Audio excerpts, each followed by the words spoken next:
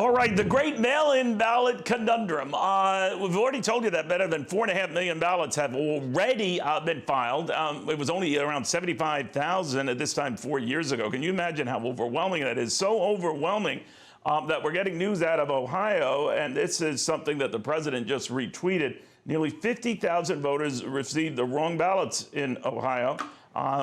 Again, raising questions as to how safe the process is, how reliable it is. Governor Mike DeWine of Ohio with us right now. Governor, good to have Hey, Neil. you. Good morning. Good to be back. Thank you. Good morning to you. Hope you're doing well. On this 50,000 ballot thing, what happened? Do you know?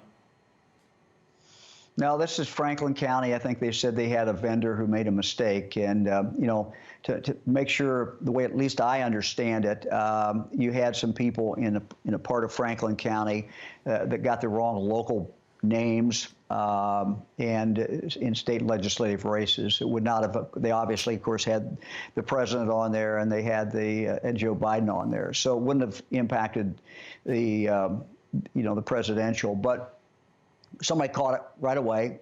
Former state legislator actually caught it, and you know, they're correcting it. So, look, mistakes can happen. We don't like it. No one likes to see it, but we've got a red-hot race in Ohio. I think the president's going to win in Ohio, but Ohio is, as you know, a swing state, and it's going to go right down to the wire. It's, you know, we have very expansive voting in Ohio. People can go in and vote at the Board of Elections.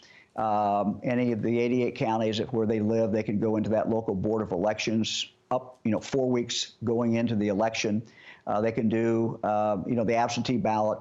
Or they certainly can wait till Election Day, which is what Fran and I usually do, and go in and you have 13 hours to vote.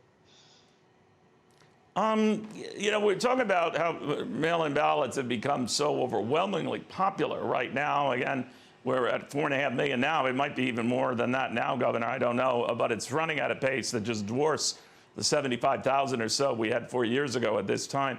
The president's argument has been that that's overwhelming and ripe for abuse. I know you're trying to assure folks that in Ohio that won't be the case. This was an issue maybe in Franklin County and hopefully isolated to that. It's been corrected. But do you blame him for being concerned? A lot of people are getting increasingly concerned that this kind of stuff just keeps happening. Yeah, I mean, I think if anybody is concerned, they can go in and vote. They can go in and vote any day of the week, basically, Monday through Friday, I believe, initially, and then later on it goes into the weekend. So you can go to your Board of Elections Monday, and you can go vote if you want to do that. And we saw Tuesday was the first day that you could vote. We saw lines up outside of boards of elections, so people have the option to do that. If they don't want to deal with people at all, you know, they can do it absentee, or they can wait, you know, and do it on Election Day, which is where everyone used to do it. In Ohio, it looks like we've doubled the number of these absentee ballots than what we had 4 years ago at this time. That's what the Secretary of State's office says. You know, Governor, you had a scare a while back where you had briefly tested positive for the coronavirus. Turns out that it maybe would have been a false positive. You ultimately tested negative. I hope that's still the case and you're healthy and well.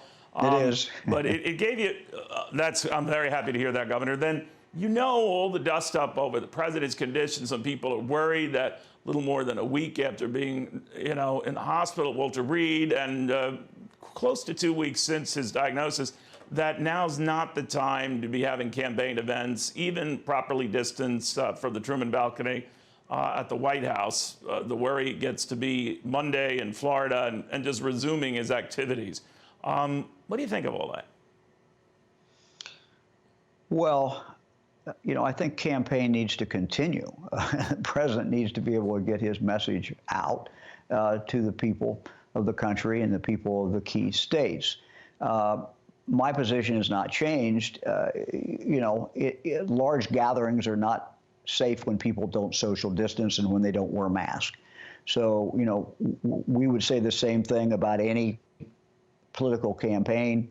We said the same thing about demonstrators earlier on. We just asked people, you know, wear masks, keep the social distance.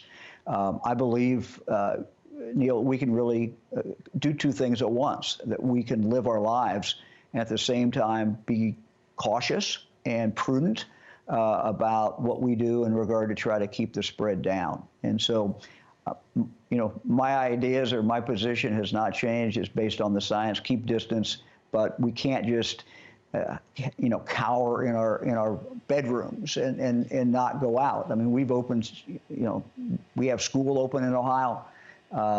People are making their own personal decisions, whether the school is remote or whether the school is open 5 days a week. These decisions are made by the local school districts. Our restaurants are open, our bars, they have some limitation on the hours, but everything else is open. So we encourage people to go about your lives. We also encourage them just to be careful, and that would be the same thing with a political rally. It's well put. Governor, continued good health. Best of luck to you. Governor DeWine, the beautiful state of Ohio, a battleground, to put it mildly, and Joe Biden and Donald Trump are separated just by a tick or two there. And so it still remains a battleground.